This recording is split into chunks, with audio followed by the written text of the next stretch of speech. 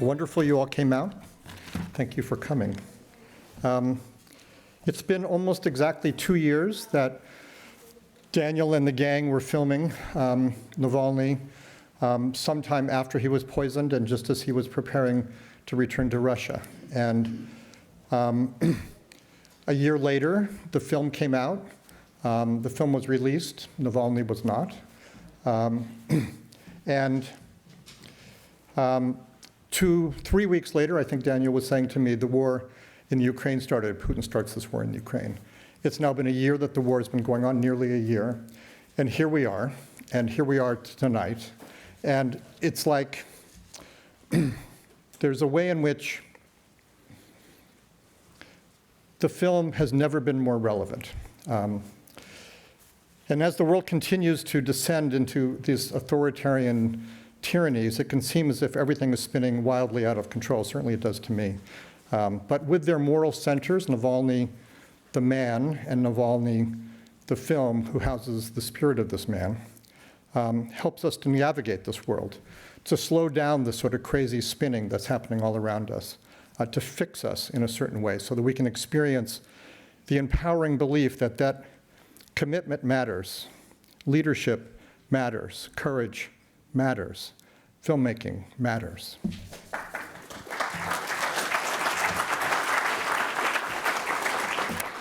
It's not often you come away from a documentary and think it's one of the great thrillers you've ever seen.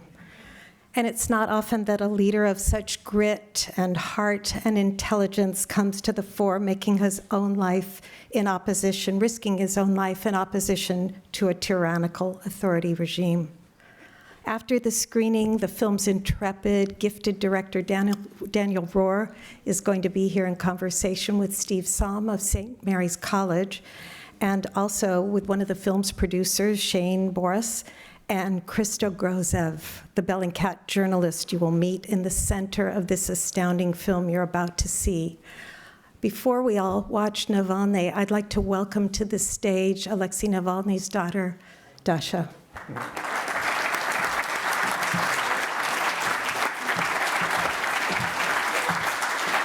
Hi. Thank you. Unfortunately, I can't stay for the screening or for the Q&A afterwards because I have class and my mom will kill me if I don't go to the class. Thank you. I just wanted to say thank you all for coming. This is an incredibly important story, not just because my face is on the huge screen, but also because, spreading the word is so important. And my father should be released. He is in prison for false accusations, and he's an amazing human being and is supposed to be free like everyone who's sitting in this room. So thank you, and I hope you enjoy the documentary.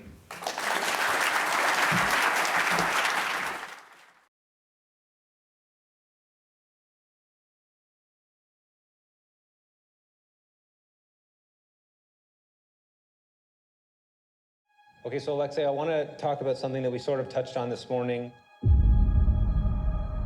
And you might hate this, but I really want you to think about it. If you are killed, if this does happen, what message do you leave behind to the Russian people?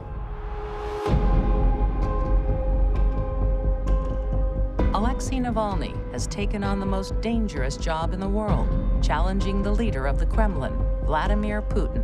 If I want to be a leader of this country, if I want to fight Putin, I have to organize people. Война в Украине и война в Сирии. Я прекращу войну. The Kremlin hates Navalny so much, they refuse to say his name. I was banned from everything and blacklisted. But as I became more and more famous, I was totally sure that it will be problematic for them to kill me. And boy, were you wrong. Yes, I was very wrong.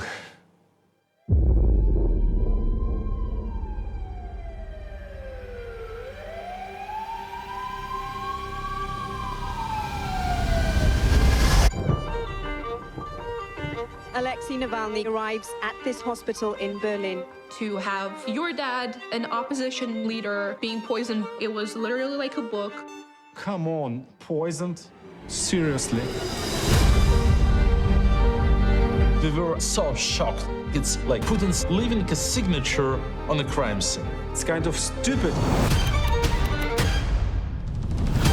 We found a domestic assassination machine on an industrial scale. Navalny will personally call his poisoners one by one. Это Навальный, Алексей, вас беспокоит. Хотел узнать, зачем вы хотели меня убить. Oh my God, you ruined their day. Navalny is stepping into a showdown with the Kremlin. I want to go back and try to change Russia. It's something worth fighting for. Are you not scared, Alexei?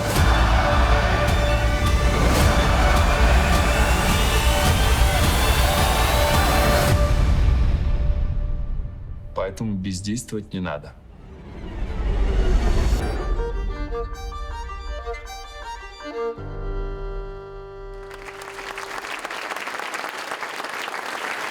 Hello, everyone. I'm Stephen Saum, Executive Director of Strategic Communications and Content at St. Mary's College, and your moderator for today. And it's my distinct pleasure to introduce our guests, Navalny director Daniel Rohr,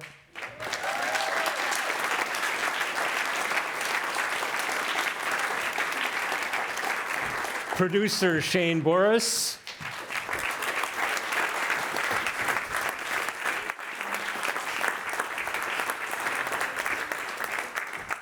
and investigative reporter Hristo Grozov.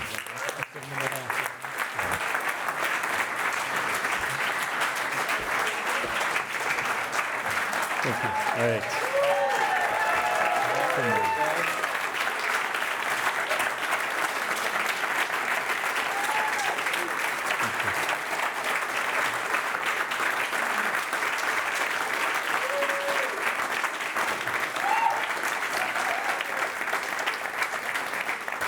All right.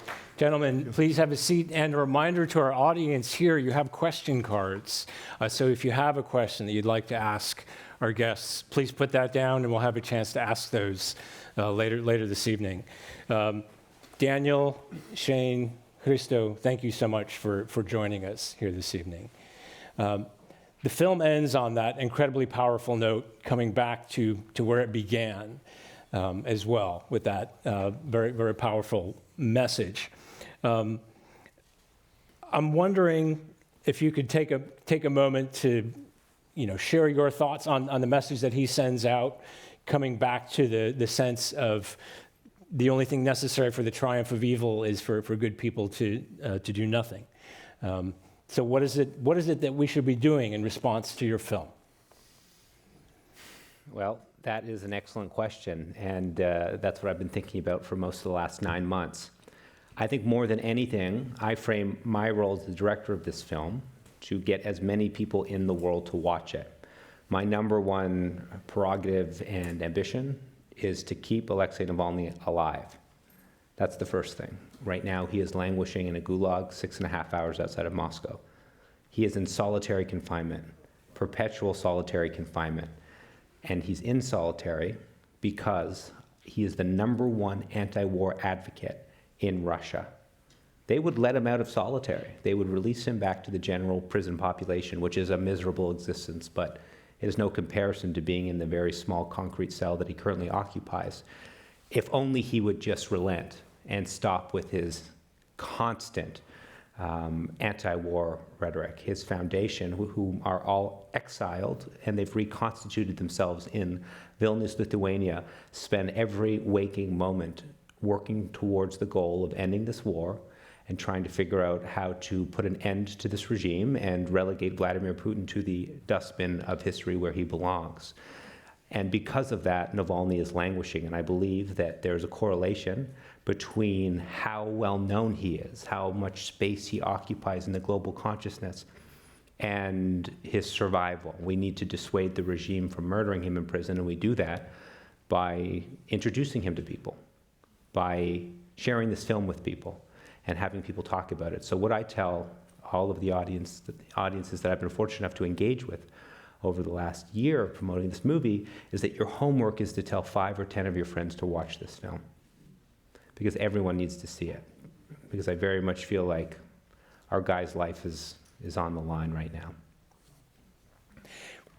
Following up on that, I know Dasha, who spoke before the film this evening, she recently wrote a piece for Time quoting her father, saying everything has a price, and now in spring of 2022, which he was referring back to, we must pay this price. There's no one to do it for us.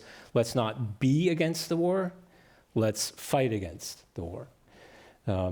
So I'm wondering, you've talked about what you hope kind of comes out of the trajectory from the film. How did the three of you and the other players involved, how did this film come together in the first place? Daniel and I were working on a completely different film. We were working in 2020, middle of 2020, we were in Kiev, working on another thriller-like documentary, which was about a semi-successful Ukrainian sting operation against what is now known as the worst private military company in the world, the Wagner company. The Ukrainians had done a sting operation and had essentially infiltrated the Wagner private military company and had almost arrested 33 Wagnerites en route to a fake assignment. As we were filming that, we realized that the Ukrainian government at the time didn't want to escalate relations with Russia too much, so the film became unwelcome. We became unwelcome in Kiev. So we had to leave and parked ourselves for a while in Vienna. And Daniel was very depressed because he had fallen in love with that film and he had kind of given up his private life to be in Europe just to work on that. And I had to give him a filler, doing something else. I said, well, maybe this Navalny thing can be interesting. And his eyes lit up, so the rest... He came in, we had a meeting, and I don't know if I was depressed, but I didn't have a job. It was the middle of the pandemic. I had a girlfriend who was threatening to break up with me because I left home and went off to Ukraine. And Christo walks in one morning and he says, okay, I have something else that might be interesting. And I was like, what is it, Christo? And he whispers, as if he's telling me a state secret, he says, you know that Navalny guy? I was like, yeah, what about him? He says, I think I might have a lead into who tried to poison him. And I shot out of my chair and I said, Christo, who's making that movie? He says, I don't know, should I ask him? I said, yeah, you should ask him. And a week later, we were sneaking across the German-Austrian border to essentially go and pitch the leader of the Russian opposition who had come out of his coma about 4 or 5 weeks earlier, who was surprisingly spry and I think a bit bored maybe in his small little village in Germany and receptive, thankfully, to the pitch that we brought to him.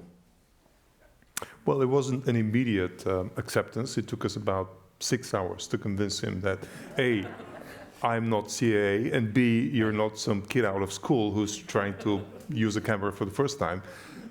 But 6 hours later, I think there was enough of a trust for Alexei to allow us to start filming so we don't miss the moment. This is how we sold it to him.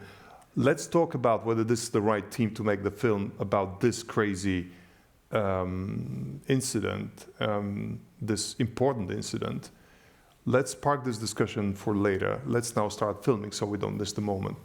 Yeah, and I mean, documentary filmmaking, as many of you I'm sure know, is the art of being in the right place at the right time.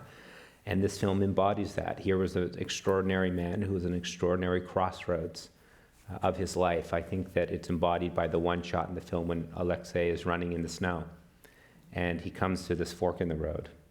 And that's very much where he was at that moment. He knew that he was going to be going back to Russia, and our pitch to him was simple. Let us start filming, because if you miss it, you're never going to get it back. And if you don't like us or the work we do, you can take the footage and we'll walk away. And it was sort of like a sort of low-risk, high-reward proposition. That's how we tried to frame it. And we started filming the next day. He wanted to take me on a walk. And he took me to meet his friends, who I learned very quickly were a little donkey and a little pony. And I understood as soon, it was one of these moments where I was shooting and I had to bite my lip because I was going to laugh. I was going to start laughing because this man was so hysterical. He was so funny with these little depressing looking donkeys and ponies. It looked so sad. Do you know that until I saw the film Yeah. in a cinema, I didn't know which were the friends that you talked about. I thought they were German friends. Oh, yeah. I always refer to them as Alexei's friends, and Krista was like, which friends are those? Well, it's a very, of course, touching moment in the film, and then when you come back to it when his family goes to visit the animals once again, the real tenderness that's there as a part of this, the work that you've put together. I think one of the things I definitely want to, Shane, I want to make sure we're congratulating everyone here. I don't know how audience members are aware of. They're the awards that this film has already brought at Sundance. For example, it's in December. It was shortlisted for the Academy Awards, and just last week was longlisted for the BAFTA Awards, the British Academy of Film and Television Awards. So I'm wondering, kind of in terms of, again, how you came together to make this. Shane, how did you come to work as part of this particular project? Yeah, I had met Danielle several years before, but we reconnected in 2019, and I immediately saw this young human who had one of the most extraordinary processors that I had ever seen, and I knew that I wanted to make a film with him. When he and Christo and our other producer, Odessa Ray, were going to shoot with Navalny, I was in Los Angeles, and I was talking to Daniel regularly, helping prepare interviews, helping to do research as he was embarking on this, but I wasn't sure that I would participate. Over time, I immediately started to understand instinctually that this was extremely important. But I don't think I realized, I was going to make it with Daniel, and I was seeing footage of Christo, this guy who didn't know that you're supposed to carry a pizza box like this instead of like this under his arms. And yet I knew that something was special here. And as we continued the story was unfolding and we continued to get footage in and transcripts, I think I realized why I needed to make this film only after I started to read the transcript of Alexei. It's not in the film currently, but in one of his last statements before he goes to prison, he implores all of Russia and all of the world to not look down. And when I heard that, I knew that for myself too, I wasn't able to look down. This story exists, his plight exists, the fight for a world where tyranny is not left in the darkness, but where lights are shined on it, shown on it, so that we know that we must do something about it. When all of that came to the fore, it was very clear that we needed to make this movie together. And just on a tangent here for a little bit, of course, and this is a huge story unto itself. You have another film that was nominated for an Academy Award that has a particular poignancy right now, The Edge of Democracy, about two presidencies in Brazil. Yeah. That's certainly been on my mind and in my heart these days. I've been in touch with all of my friends and collaborators in Brazil. It's weighing heavily on us. I think if you would have asked me that question a week ago, I would have been here smiling, saying we could make a movie in 2019, 2020 that had as the final scene a president who was falsely accused and imprisoned by a corrupt system, going to prison, that if 2 years later you would have said, now he is not only out of prison, but he is the president of a democratic Brazil again, I would have been here smiling.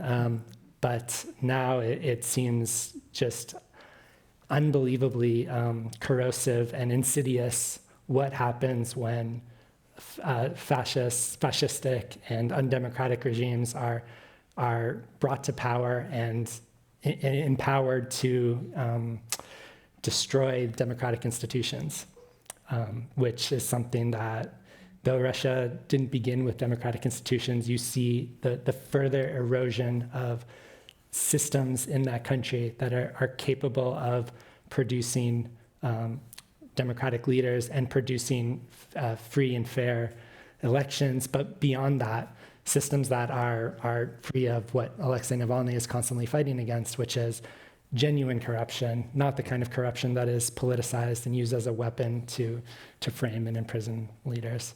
All to say that what is happening in Brazil today augurs very, very dangerously, and it's something that we think about all the time, that if we allow the Bolsonaros, the Putins to remain in power, they will soon be taking over more Supreme Courts, Congresses, presidential palaces in the future. No, yeah, I think it's okay to applaud for that. Christo, you yourself have received some awards and recognition recently in November, recognized with the International Center for Journalists Founders Award, right? And that, of course, after the European Press Prize in 2019 for your previous work. You've also received a particular recognition that you weren't necessarily seeking about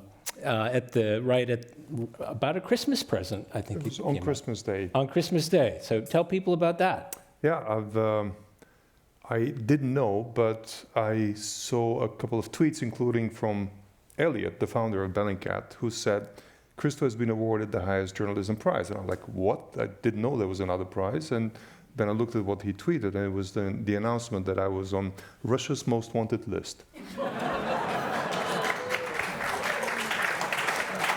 The only non-Russian on that list, so that's a recognition. It's a very scary recognition. And apparently, until now, I'm trying to find out why I'm on that list. What is the indictment? Because it says, for breaking the law, okay? Which is a very interesting psychological ploy by the Kremlin, because now I can't defend myself because I have no idea what I should defend myself from. But some Russian media said that, inside sources told them that it's because of me violating the censorship law that prohibits Russian journalists from reporting on the war, calling the war a war. And apparently they've applied that to a non-Russian journalist as well for the first time, which is crazy because that means that that's a message to the New York Times, to the Washington Post, to everybody, that they should not cover this war lest they become also wanted persons. Yeah. So Shane, you were talking about corruption, and there's the moment in the film right at the beginning, the Navalny's rally in 2018, right, where people are chanting. Well, Navalny says Putin, and people respond vor, right? Putin is a thief. So talk about the importance of this pursuit of corruption, I mean, and why that matters and why that makes him a dangerous player in Russia. No, you go for it. Yeah, I mean, maybe Christo, actually, you're probably the one to answer that question. Yeah. Well, I mean, the Russian regime has many devious sides, but the Russian population, I think, until they saw this film, or until many of them saw this investigation, could not really believe. They lived in a state of cognitive dissonance because they couldn't believe that their government is so evil. But they could believe that their government was corrupt because that has traditionally been something that they are open to believing. And I think Alexei Navalny found this sort of funnel that was open to the collective mind, that they can believe this, especially when you show them the palaces that their leaders are living in, the sort of yachts that cost $150 million that they sail on while pretending to be sort of standing up for the little man. That was something that the Russian people can believe. And I think that's why it was so dangerous, because he was speaking in languages that people believed. And that became a big problem, not necessarily for Putin, but for all the cronies, all the friends of Putin. And thus he became, hated and an enemy of a large clique of corrupt officials. So I think that was the danger. It was the formula that he found. Talk in believable terms to the people. And with a tongue-in-cheek, like making fun of these officials because they can't even hide their traces well. Yeah, and I think the other thing is that they also devised a smart voting system, which was something that allowed people to think that to understand and recognize how their vote could have the most impact. It would consolidate votes in certain areas, targeting candidates that had a chance of winning. I think one of the most insidious parts of the regime is to make people believe that they have no voice, that they are not empowered and have no capacity to change anything. Alexei Navalny also targeted that psychological and behavioral element in the population, which to me was astounding and one of the most important political tools he and his team devised. And that sort of seeks to combat a kind of corruption of consciousness, or a media manipulation of what people are capable of doing. And I think that was one of Alexei's greatest gifts before he went back to prison. If I can give one example of the efficiency of the risk that Alexei poses to the system. He developed this app called Smart Voting app, which allowed people to essentially strategically target their voting. Clearly, Navalny said there's no place in the current electoral system for an independent party like mine, but you can at least channel your vote to some permissible party that is not the party of the thieves of Putin. Okay, so this app was very popular, and ultimately the Kremlin hacked the app and published the names and emails and phone numbers of everybody who downloaded the app. And we, of course, downloaded that hack, and we found hundreds and hundreds and hundreds of emails of Russia's security officers who actually used the app. So his approach worked even on them, and that's why he's so dangerous. So let's talk about the climax in the film. I mean, that moment that you captured, right before the publication, and the phone calls taking place. I remember that phone call. Well, I had no idea what to expect. I thought that this was one of Navalny's political stunts. This was just something that he wanted to do. He thought it would be fun. I remember conferring with Christo the evening before, what is the expectation that anything meaningful will happen? And you said north of 1%, but we might as well shoot it. It might be an interesting thing, who knows? And we got up at 5 in the morning and I was exhausted and we started filming. And keep in mind, I don't speak a word of Russian. So for most of that morning, I'm sitting there with the camera thinking about the a million other things I have to do that day. Because it's not going well. Everyone's hanging up as predicted. This is not a fruitful endeavor. It's just something that Alexei wanted to do. Until they decide to change their tactic and they decide that Navalny will impersonate a high-ranking government official in the security services. And then we got Kudryavtsev, we got the guy. And again, I don't speak any Russian, but you didn't have to speak a word of Russian to understand that something was going down. And I remember the moment I saw out of the corner of my eye, Maria, Navalny's investigative lead, who we met in the film, her expression goes like this. It shifts and her jaw unhinges and drops to the floor in shock. And a bolt of lightning ran up and down my spine and I knew what was happening. And I remember sort of stiffening my back, making sure the camera was steady, making sure we had enough battery and hard drive. And we just kept shooting. But I was, filming. Christo was actually in the room, shall we say. What was it like for you, Christo? Well, I mean, I went through a whole roller coaster of emotions. In the beginning, I thought this is a waste of time. Then I thought, okay, this guy is talking, but he can't not recognize Alexei's voice. So this must be a double operational game, as they call it in Russian security services. He must have made us, and he's now. And I'm thinking, what is happening now? Has he called actually their hitmen in Germany? Are they going to bring down the door in a minute? So I started getting worried about all of us. And then at one point, the guy started mentioning new names, even more than we knew. And I realized, okay, this is real. This is actually happening. And then 10 minutes later, I started worrying about him. Like, what will they do to him after he's telling us all of this? Shall we now prepare an exfiltration program and add another chapter to the film? And then ultimately, and this is interesting because Maria also shared the same emotion. She told me at the end, we had The call went 52 minutes. It's not the 10 minutes you see here. We got bored by the end. We were doing this to Alexei, yeah? And he's like, yeah, a little more, a little more. And then, yeah, this last emotion was, okay, I've peaked. I'll never live through anything like this again. What will I live for the rest of my career? And Maria had the same feeling.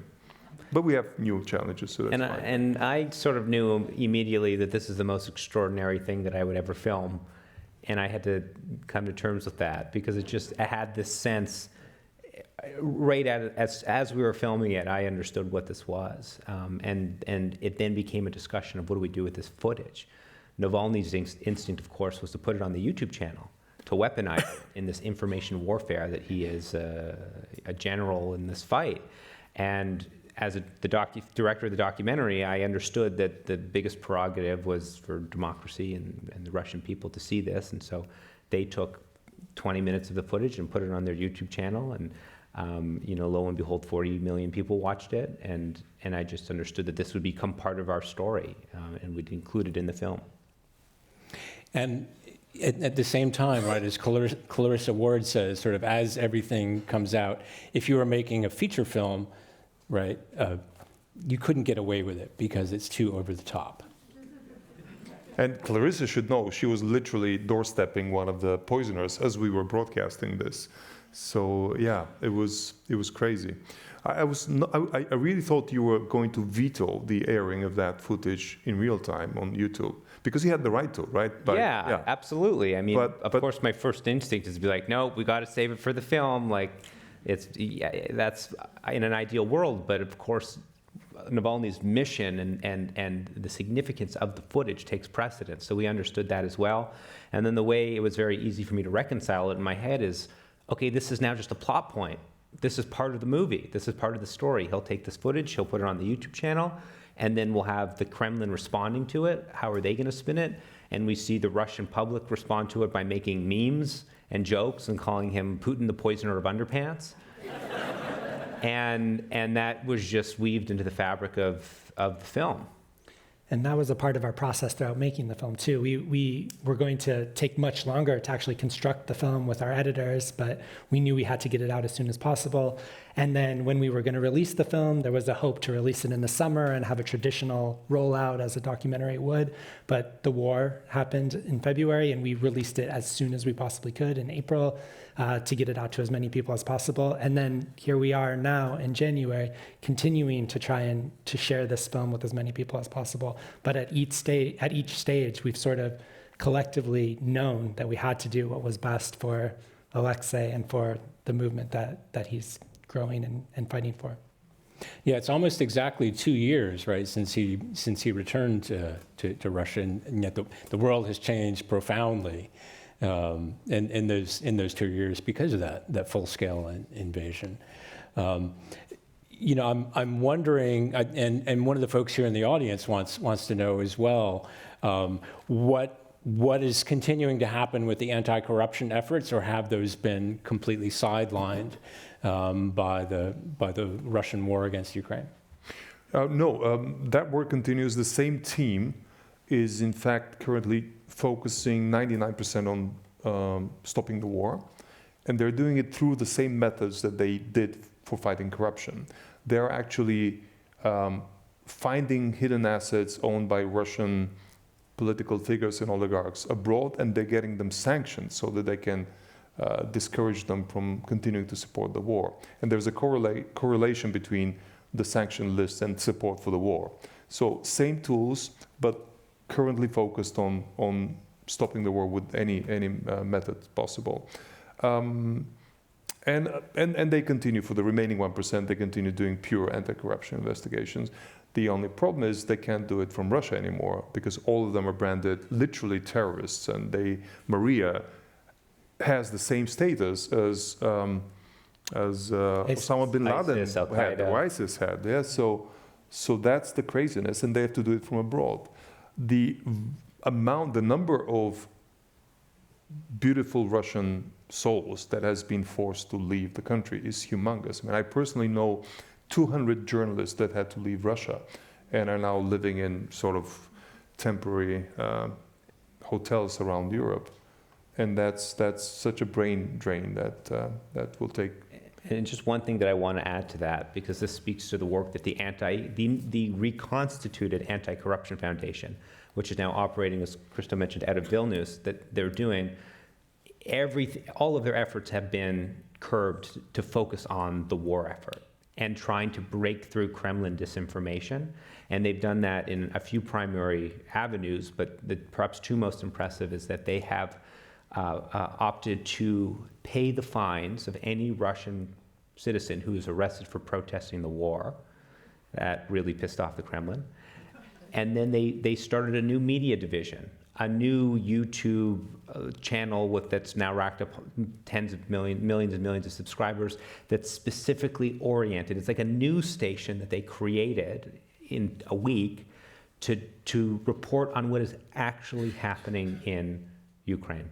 And these reports are getting to the Russian people who are willing to watch this material. They're becoming extraordinarily popular and a lifeline for a lot of Russian people who believe in their country and believe in the future of their nation, the democratic future of Russia, and want to put this horrendous chapter in the rear view. And they're inspiring a lot of people. And again, this is why Navalny is in solitary, because the organization is so unrelenting. Well, I think one of the things that's interesting in connection with the film and the Navalny's work against corruption is how corruption itself has surfaced in undermining Russia's own war efforts. I'm wondering if you can talk about that, because that has, I think, Christo, you even tweeted about dead souls kind of at the beginning, Ukrainians who were supposed to be bought by the Russians. I mean, it's pervasive. I don't know, anything you look at in the war effort on the Russian side, it's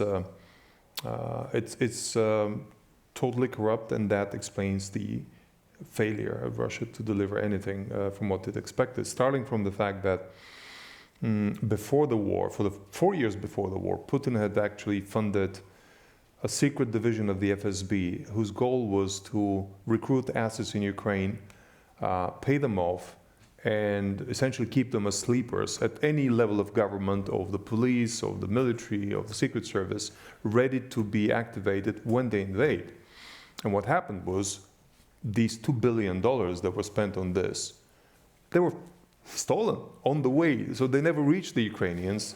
They were stolen by the FSB guys. So ultimately, because the FSB guys didn't believe that he would be as crazy as to launch the war. And the moment he did, he said, where are the guys who were supposed to actually rise up and deliver the victory? They didn't get any money. So that's an example. Another example was that nothing in the military-industrial complex worked. I mean, the secret communication system that was developed over the last 10 years, the Atlas system, which took billions and billions of investments from the state, from the tax money, it literally did not work because it required apparently 4G telecommunication networks. But the Ukrainians just switched off the 4G and it didn't work. At any level there was, this is just two examples, but many more can be given. This is what we call Moscow 4. Yeah. But it's interesting. There's a stupidity or a simplicity and a sophistication in Moscow 4 too. This isn't Fathers and Sons or Brothers Karamazov. It's a part of the Russian tradition too, where there is, when you take away something to believe in, that creates a type of fear and a type of obedience. And so what may appear as stupidity actually has something very, very significant, a significant way of controlling a population and of making people continue to fight for you, continue to believe things that are as outrageous as what is said about Zelensky or Ukraine, because that other kind of belief that there is a truth beyond what you're told has been eradicated. So while we should laugh, there is also a great danger in that, and we've seen it in this country as well. Well, and yet, to kind of come back to that, though, it's interesting how humor can be a really powerful weapon. Mentioning Zelensky, right, or mentioning the memes that you talked about in response to the investigation. It's Navalny's brand. I describe him as for Americans who have never heard of him, imagine if John Oliver, these John Oliver style YouTube videos. I mean, that's how he communicates with people, through sarcasm and humor, and it's core to who he is. The way he copes with the extraordinary danger he endures in his life is through laughing. And that is kind of incredible. And through talking to people, it's a different kind of liberalism where you position yourself to be able to talk to every single person on the political spectrum, and to not necessarily agree with them, but engage in that discourse and that conversation. And he's been harnessing that power virtually, and he also is an incredible grassroots politician, going to the furthest flung parts of Russia to speak with constituents there. You can talk to donkeys. And donkeys. Give me a break. Exactly. Well, so coming back to the to Moscow 4 and stupidity and brilliance, the use of Novichok, that it was both way too obvious. Open to interpretation. I mean, I don't know the reason. I mean, I think it's my best guess is still corruption. There's, I keep repeating, billions and billions and billions being spent on this program. And it's become a self-perpetuating lie that these scientists, military scientists, are asking for more and more money because they're just on the cusp of developing the next best generation of Novichok. And a lot of their bosses are getting a cut of the funding. So it is also corruption. But there's also a bit of KGB era obsession with scary weapons, scary deaths. It's not just the death, it's the way that the person should die that sends a chilling message to everybody else. And it's also deniability, because in a country where there's never going to be a legal process, it's one thing for somebody like Nemtsov to be shot. That's not deniable. I mean, he was killed. Whereas if somebody's poisoned, there's always the official line that is, oh, well, he just died from a heart attack. If the plan had worked out, it would have been a heart attack or something. So it's the combination of these three. I don't know what is the prevalent one. So did anyone with you and others that you know try to discourage Navalny from going back? Christo, talk about the conversation you had with he and Yulia, because that's an interesting insight.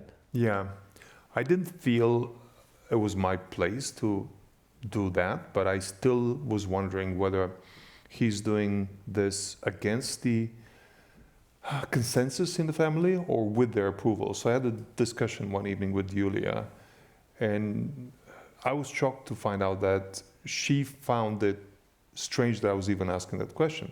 She said, but of course he has to go back, because if he stays here, he will become an irrelevant talking head that is just talking to the Russians and not with the Russians.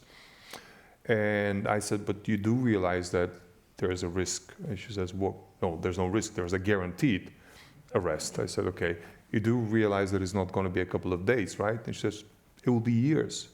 And I said, and you're fine with that? And she said, I'm not fine, but that is the only thing he can do.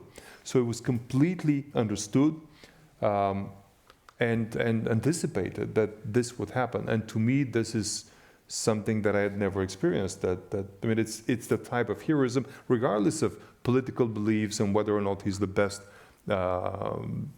politician matching that particular time in history. But it's a type of heroism that is very rare. And what I believe in is heroes change countries, and it's the exception and not the. And he's an exception in that case, in that sense. And I think the calculation, I think we all have to remember too, the calculation was different. That was before the war when he decided to go back. Yeah, that would be different. Yeah, and I think there would have been a different calculation if the war had begun. And I think these were not unrelated events. His return, his imprisonment, and the beginning of the war. Do you think there's a correlation? There's a lot of thought, there's a lot of belief by some experts that Alexei's return actually delayed the war by 1 year, because Putin showed signs of preparing for this war even before that. There was a constellation of troops around the border at the end of 2020. But Putin needed all of his internal army in Ukraine because he thought that it would be an occupying force. And it's the same people that you see here actually having to disperse these protests. And the protests that essentially we all contributed through the film and through the investigation, they deferred the war. That's one of the thought process. Another way to look at it is Navalny came back and made the risk of Putin losing his next elections even bigger. And he needed to lash out, and lashing out at Ukraine was one way to deflect. That's, I know, but before the film, Christo, we were talking a little bit. I mean, I've been involved with Ukraine going back to the 1990s myself when I first taught there at a university with the Peace Corps. I was really struck by seeing the footage of the troops going after the protesters again, because it looks like how they have handled every anti-war protest. In the film, you're saying, you know, I've never seen anything like this. I mean, kind of not on this scale, and now it's become the norm. I think what we saw was a fundamental change in Russian society in the last 2 years. I lived in Russia in the 90s. You've spent some time there. But after that, society became more and more brainwashed. And until this investigation, or it was a series of investigations, it was not just Navalny being poisoned. We discovered that FSB machine for assassinations had actually gone after at least 10 opposition figures. And some of them were killed if effectively. But when we published this series of investigations, the Russian population, the less curious one, because the curious part, the 25% that were always curious, they knew that Putin is evil. But another 60% realized that Putin is evil, that before that thought can be, yeah? But this increased the requirement for violence to keep these at bay. And this is what happened, that we're seeing unprecedented in the last 25 years, levels of violence at their own population, because a majority of the population already realizes this is an evil regime. And unfortunately, it works. People are not in the street because the level of violence is what we see. So I asked a question earlier of all of you, kind of how the film came together and how you became a part of it. You know, I'm really curious, and I know this is a big question, but at least in a short version, in a bigger trajectory for yourselves, like how did you wind up on a project like this? Not just come together in a project like this, but you know, what was it, Shane? You know, something at Oberlin, or Daniel, you know, when you got that camera for your bar mitzvah, or Christo. I don't know if you want to share this story from your childhood. I mean, they're kind of, you know, these moments like, okay, this actually maybe did lead me here all these years later. Take us back to Oberlin, Shane. Well, I got into making films on my trip to India. I went to graduate school in New Delhi at Jawaharlal Nehru University, studying the psychology of diplomacy. But my flight was canceled on the way, and everyone was yelling at the ticket agent, and I bought him a sandwich. And when I went back to get my ticket, he had given me a business class seat, and I was 22 at the time. It was my first time up in the front, and the person sitting next to me was a really well-known and respected producer. He showed me a script that he was going to India to make. He fell asleep. I read it. When we had our layover in Frankfurt, I told him what I thought, and then he invited me to shadow him on set for a feature film in southern India. When I saw that film being made, I had no expectation or even ambition to be a filmmaker. But when I saw that film being made, I could intuit the power of story to not only push us to see what needs to be seen and do what needs to be done, but to feel and to open our heart to this planet and to each other. When that happened, I still went and I took my exams and I finished my degree, but I realized that there was something else that I wanted to learn about and apply my life to, and that's become that has been a fusion of telling stories and also working with incredible individuals and incredible teams to try and understand what their vision is, even sometimes before they see it, and help them actualize it. One thing that I do have to mention before I answer the question that we haven't mentioned yet is Shane actually produced 2 documentaries this year. One's Navalny, and the other's called Fire of Love. Okay? And both of those films have been shortlisted for an Oscar.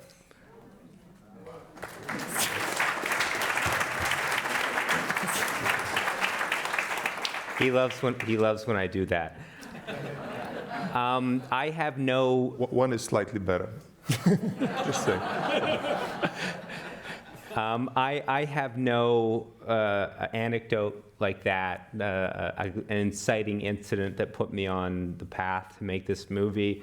I think it was 100,000 little moments in my life and just a curiosity that I inherited from my parents and a desire to make films. I knew that I wanted to be a filmmaker when I was 17, and when I was 18, I dropped out of university and I just started making films. And I had, for my whole life, my dream was to make something meaningful that would impact the world, that was important and big, and a movie, and entertaining, and all of these things. And you know, a subject like that doesn't come around very often. And most filmmakers never have the opportunity, the honor, the privilege to encounter a subject like that. And my last film was a rock and roll movie. It was about the band, which is totally different than this film. But when I met with Navalny for the first time, part of the reason why I think we bonded was both our shared sense of humor, but I explained to him that I had political ambitions. I'm from Canada, and I told him that I dream of running for Parliament in Toronto, where I'm from. And he thought that was really cool, and he immediately started asking me questions about some controversy involving the Canadian fisheries in Nova Scotia that really put his wonkish political interests on display. But I think that's why we really bonded, is because we had a mutual love of politics and the political process and public policy. And I think about him a lot. This week's really challenging because we're coming up on 2 years. And you know, what really is hard for me is he really loved being a subject, and he loved learning what we were doing and asking me questions. And he's never seen the movie. And what I dream about is a day in the future when things are different and we can rent a cinema in Moscow and I can go and show him the movie. We can all be there together to show him the movie. For me, that's sort of like the conclusion to this journey that I really dream about, is getting to show him the movie.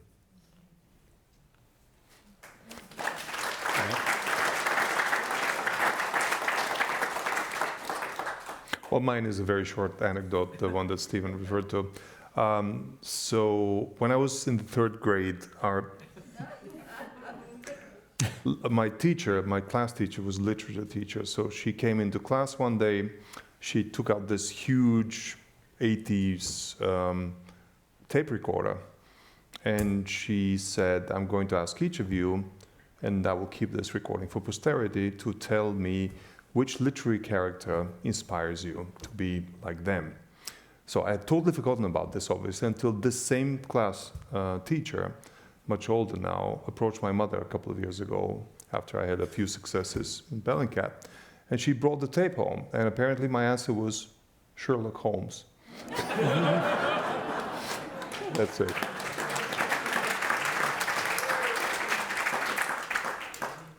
Well, unfortunately, we're out of time here this evening. I want to thank all 3 of you for this incredible film.